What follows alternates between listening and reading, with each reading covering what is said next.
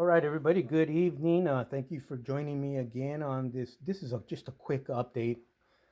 Pretty much, she's just about done. I have to button her up, add a little bit of jewelry on her, and the photo etch, and shoot the finale, which will probably be sometime this week. I was not going to film this video. I was just going to go straight to the finale and end the restoration project, which has been a lot of fun. Kind of a cool little learning experience. But I did want to share, I was not expecting this step, and I definitely want to share with whoever has thought about it or has attempted or is considering to attempt to replace the photo etch track guards on our Dragon models Sherman tank, the Howitzer version here. Replace the photo etch with, in this case, I happen to have a spare Tamiya, the Sherman tank, the Easy 8. I had a spare open kit that I got real cheap at a hobby store, and I bought it specifically for parts, but for this track guard here in plastic or styrene, with the intention of replacing the brass photo etch that came with the kit. Somewhere along the line, I became really I started becoming real hardcore as far as photo etch is concerned on my models, and I was gonna stick with the photo etch here. I even ordered an extra set. I actually have two. Um, Even if it killed me and I was gonna make it work and stuff, but it has a lot of stuff that's working against it. A lot of disadvantages just by its length, very tiny thickness. But the tiny thickness that you had to glue to the hole all along the way here, it seemed like it was probably about a 16th of an inch.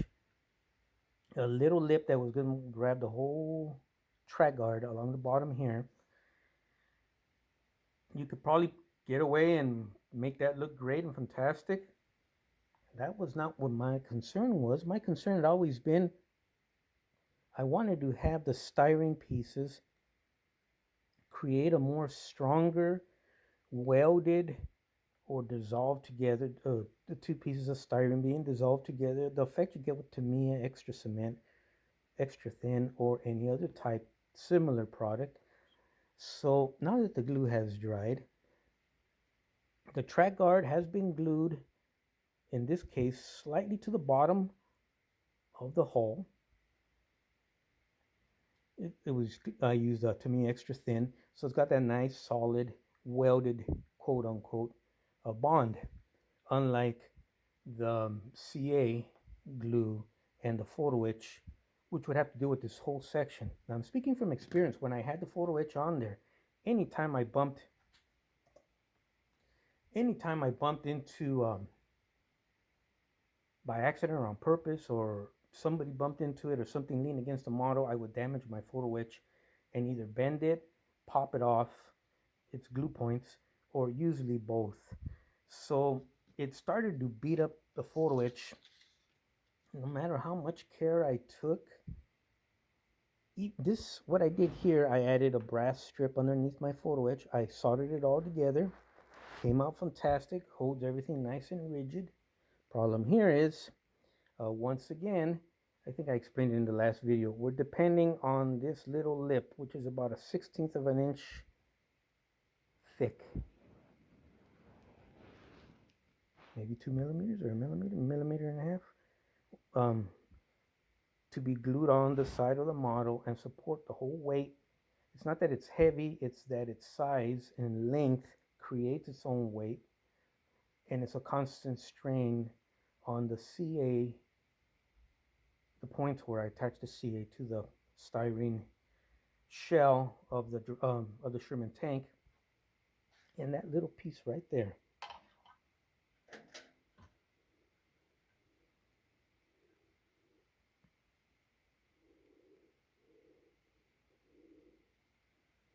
That little piece is what I'm talking about. It's not only tiny, it's very thin, and it bends so easily. So you constantly had your track guards up or down or twisted or pretzeled. It was just constant. And I built this tank with the intention of restoring her to her former glory, adding some nice photo etch parts that would have or maybe didn't come with the model, upgrading her, so to speak, and then handing it off to someone down the road here in the not too distant future. Now I can take care of this tank. I can put it in my glass display shelves and never touch it again, and that photo etch track guard walkways would have been fine. But since I'm going to be handing it off, uh, I wanted it. I want my stuff to last well after I'm gone, and I didn't want that tank to very quickly end up back in the condition when it got to this shop in the first place, which was everything started popping off. It was all mishandled and bent and broken, and someone just stuffed it in the shoebox, wrapped it in bubble wrap, and stuck it in a closet down at Dragon Models at the factory or the office or wherever they put this thing together. And I didn't want that to happen again after we spent so much time um, just restoring her, taking our time, having fun, moving along very slowly, very methodically, and with a lot of planning. And you can see the end results. I'm tickled pink. It has got a nice, solid, welded appearance. These little brackets here are also using the Tamiya extra thin.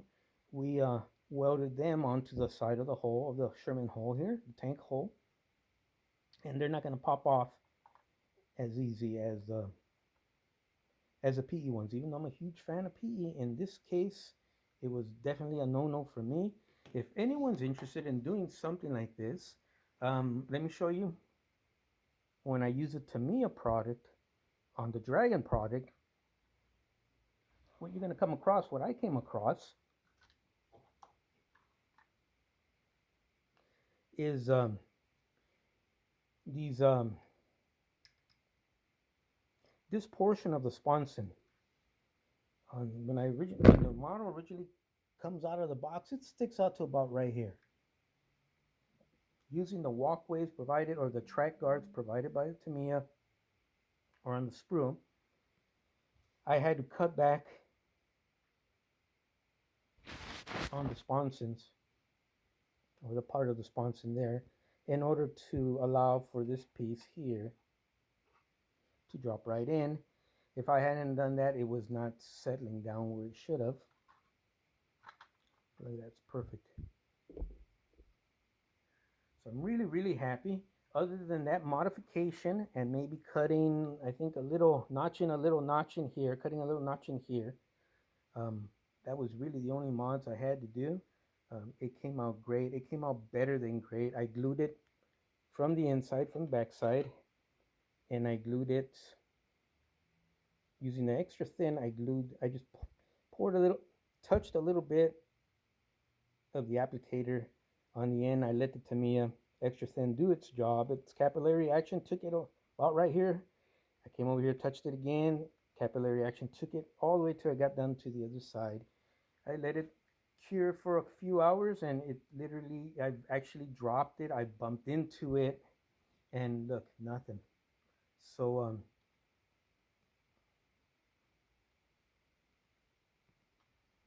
if you guys are interested, pretty much it's piece of cake. And the only mods you're gonna run into or you're gonna have to do is what I just showed you right there. But other than that, that's it. But I did want to share that with you guys. We're not gonna keep it in this olive drab styrene plastic color. We're going to when we're done and ready to shoot the finale, we'll go ahead and primer it so it matches the rest of the tank. We use it Tamiya primer, the light primer.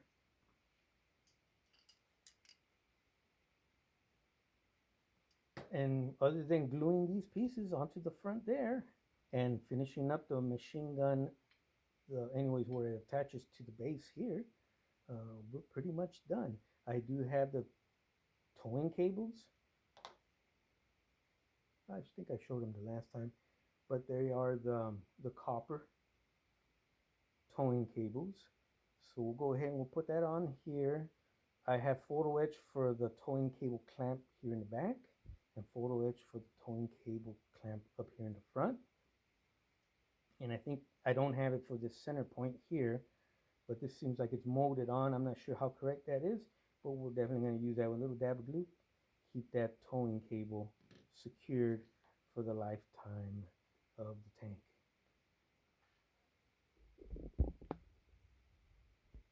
So pretty much that's about it. Thank you for joining me on this cool little journey.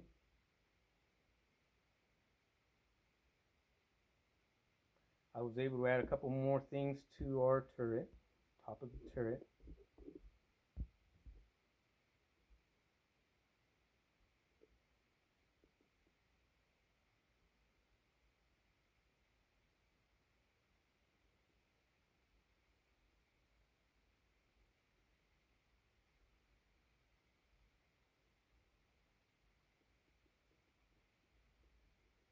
So I basically want to tell you guys thank you for joining me on this fun little quickie, cool restoration project.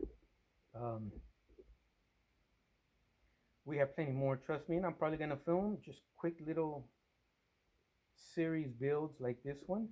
I have I have a Tamiya Panther tank. I've got a bunch of Tiger tanks.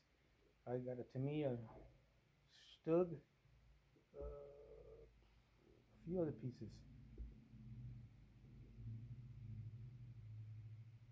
I have a Forces of Valor 1/32 scale, the die cast metal and plastic, actually metal and resin plastic. Um, Yag Panther. So I'm gonna probably do that one next. I'm gonna add Zimmerit to that and make it look like the real one that's running around out there in the museum in Saumur, out there in France. Um, that should be a fun little project. And other than that, I think that's gonna be it for today. I'll go ahead and shoot the finale. There is no more work to be done to this girl here. I'll shoot the finale here sometime towards the end of this week and post it online. It'll be about 5 minutes long. Thank you for joining me on this fun little cool journey. I hope it helped somebody or inspired somebody. But basically, I couldn't leave this girl here in the condition she was in any longer. And I was glad I had time to fit her into my crazy schedule. And the results, what I'm looking at right there, the results are just absolutely fantastic. I'm tickled pink. Thank you for joining me. You guys have an awesome rest of your weekend, and we'll see you when I shoot the finale sometime at the end of this week. You guys take care.